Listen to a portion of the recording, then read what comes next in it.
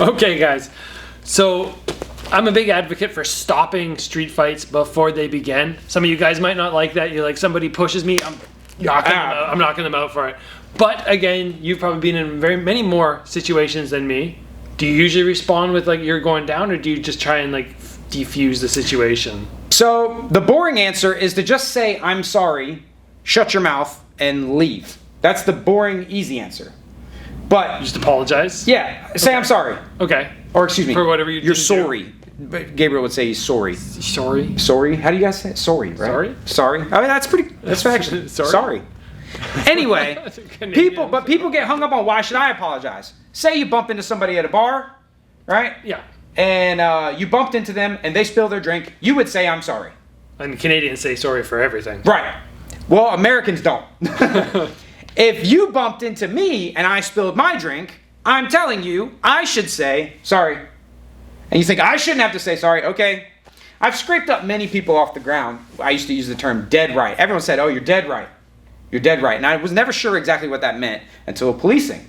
And then I would hear the story about what happened to that guy right there. And I'd be like, oh, he didn't do anything wrong. He was right. He was dead right. So it doesn't matter whether you're right or wrong. But I'll throw you a bone. You're a martial artist. You kick pretty good. I think that there's a technique that has a very wide application. Anybody can do it. Mm-hmm. Obviously, it's going to be the front kick. Spoiler alert. Front kick it's the best kick in all of martial arts. The widest array of applications. It's very easy to throw. Anybody can do it, right? Yeah, front kick for sure. You teach somebody in 5 minutes. When I do the front kick seminars, I say, who in here has no training? And someone will raise their hand, and I say, throw a front kick. And they'll throw a front kick, and I'll be like, where's a black belt? And they'll be like this, and I'll be like, what was wrong with that? And they're like, not much. Like, there's things we could do, but you pick up your leg, you put your foot at the bad guy. Yeah. It's not hard. The cool part about self-defense is we're generally attacking someone that doesn't know what they're doing, right? You're disciplined, hands high, right? I'm gonna throw a front kick, you would defend it how you would defend it, or maybe pull it out the way, or just using your footwork. When you front kick it, schlubs in the street, their hands go down. So I don't even kick. And I front kicked a lot of dudes on duty. That was my main thing to do. I'm wearing big 5'11" boots, and I would just put the big boot to them. And either they never move side to side. No. We can't get professional fighters to move side to side. Most people don't. Yeah, we're begging, we're giving guys lessons on moving side to side, then yelling at them to move side to side in a safe environment. Still can't get them to move side to side. A crackhead's not going to move side to side. He's going to do one of maybe three things. He'll stand there and eat it. Boom! He'll back way the hell up, you know? Yeah. Both of those are fine. Mm-hmm. Or he'll send his hands to it. All right? And this is really simple. Just boom, bop. This kick doesn't have to be good. This punch doesn't have to be good. It's a damn near guarantee. The Superman punch, I think, is an excellent technique to use in a street fight. Okay. People be like, oh, that's a flashy sport move. If you think that, that's not, you don't know what the Superman punch is. Superman punch is not a punch. It's a fake kick. Yeah. And against a guy, yeah. And see, look, you're even trying to do something similar. Guys that don't know how to fight like they're trying not to use the bathroom. You pick your leg up, right? That's what they're going to do. Yeah. So you can just suggest the kick. People's hands go like that. Try it. Run it. Can I? Well, we're on your channel. Yeah, you go on. Try it. Go up to someone any friend that doesn't train and just do that. Watch what that's not even it. He can't even make himself do what normal humans do. It's literally this. Yeah, you got my fingers. No, I would talk in the Kick Street program. We teach if someone's got their hands up like in a fight to kick that area. Especially shoes on. It doesn't matter. It doesn't have to be a good kick. You don't have to pull your toes, but you don't have to exactly extend a certain way or use a perfect version of whatever. And the front kick, may I? Yeah. Front kick, are you talking about a teep kick? You talking about a snap kick? It's a spectrum, right? We view the front kick here as sort of I might just snap it, I might ooh-wee it out there, or I might do something a little bit in between. It's a spectrum. Pick your foot up, move it towards this area, some kind of way. The doofus is going to do this, and then you put the paws on him. I think the punch combination, if you're looking for a good answer, jabs are fine. I think 2-3. Is it a good one? Yeah. Because of the because of the ways that you, especially untrained people, their heads move differently. They behave differently.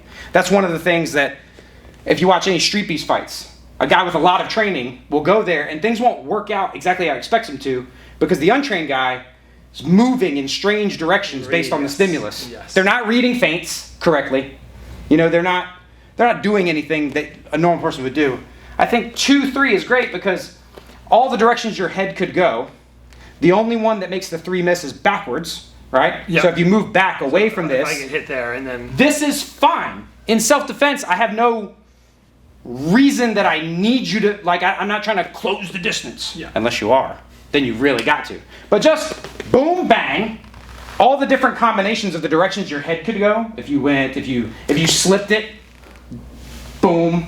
Right? If you slipped it this way, boom. You know, if you ducked this one, boom. Yeah, still you know, catching me. Yeah, it's just a good cross section. You can jab. I've seen guys put dudes out. You know, between policing and bouncing, I've worked with lots of guys who train and know how to fight. Seen the jab work, but it's unnecessary. Show them this. Sit down. 2-3. What about hands? Because I always have the like if I leave the gym and somebody comes and pushes on me, one of the main reasons I'm like, oh, I don't want to fight, is I'm so worried about breaking my hands.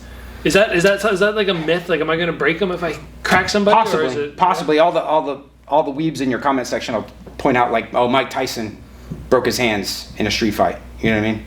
But he also like nearly killed anyone that he's going to hit. You know what I mean? If we're talking about a fight for your life, broken hands. Guys are breaking their hands for $7,500 to show and $7,500 to win already. Yeah.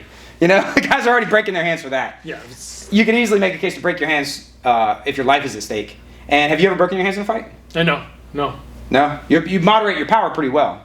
I generally have a bit of an issue with like 100% power. I don't think I ever throw 100% power, like ever. Mm-hmm. Just because I go, you know what?